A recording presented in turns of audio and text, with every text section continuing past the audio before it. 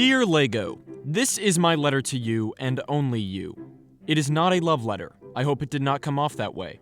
I'm about to be very critical of your product. Keep that in mind. This isn't a building kit made by a homemade company like Histobrick. This is Lego, a multi-million-dollar corporation with access to lots of resources and information. With that in mind, this thing is just terrible at representing Titanic. Now, it's not a stretch to say that everyone has seen the Titanic at some point. Any ship with 4 funnels is suddenly the Titanic. I've met multiple people who think Lusitania and Titanic were sister ships. So if everybody knows the general image of Titanic, it means companies can get away with quite a bit of improvising when it comes to making models. The Titanic has been commercialized to hell and back. Movies, bad movies, t-shirts, video games, inflatables, backpacks, and now Legos. Even the YouTube community has claimed it for their own. That's why I refer to it as the RMS clickbait. These items vary in accuracy from excellently researched to this, but if we're talking about a major company producing a major product centrally focused on the ship, I think it's fair for me to expect it to be accurate. With that in mind, this thing looks like they pulled it out of a fish tank.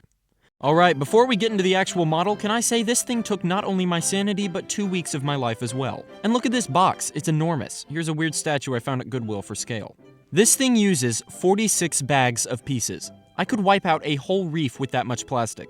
The ship itself is okay, I guess. I must say, this model can be pretty clever with how it gets away with things. The methods it uses to achieve some smaller things are pretty creative. The cow ventilators are made of little white phones. That's cool, I guess.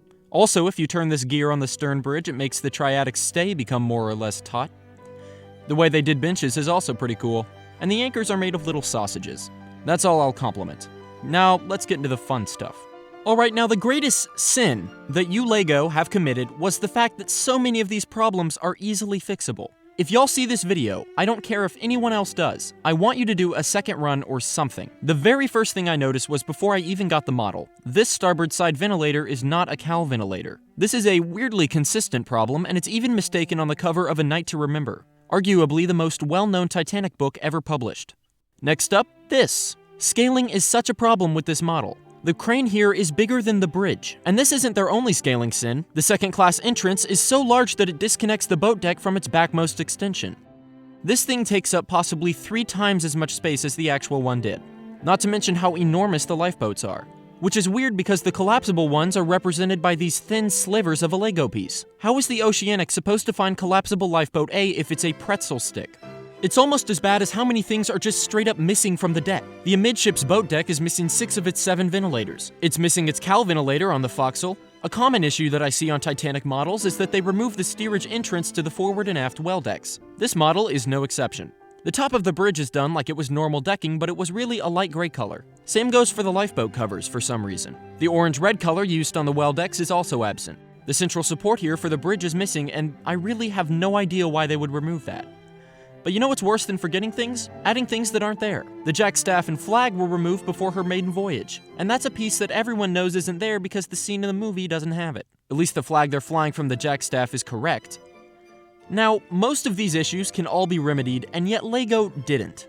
Don't even get me started on the portholes. I can almost forgive that because of how hard they'd be to arrange those, but the superstructure? Lego didn't even try to make accurate B-deck windows. Why are the cargo hatches so big and discolored? Why are the aft C-deck windows portholes? Where are the Marconi room skylights? From a distance, this thing looks great, but if you're a Titanic enthusiast like me, it does you no favors. Now, I was wondering why there's no White Star Line house flag flying from her aft mast, and then I wondered, now I have nothing confirming this, but is it at all possible that Cunard Line still has a trademark on the flag? I know they own the name of the line.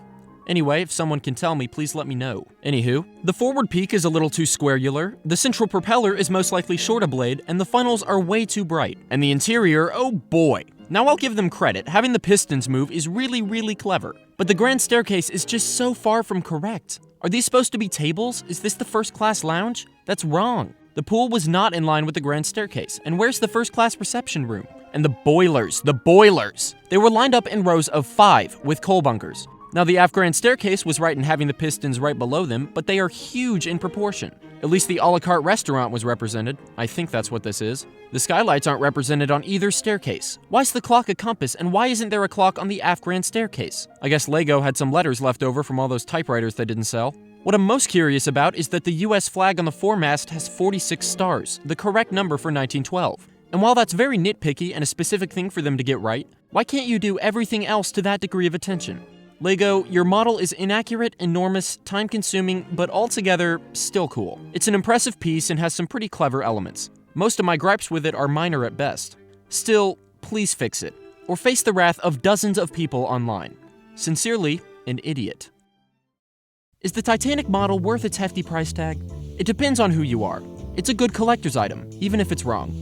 If you're a nitpicky Titanic enthusiast like me, I'd go for something more like the Trumpeter 1/200th scale Titanic model.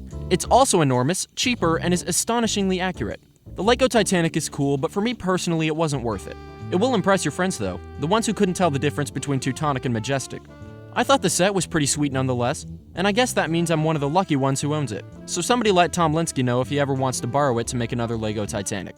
So what did we learn? When buying Titanic stuff, check for accuracy before you spend $630 plus shipping and handling.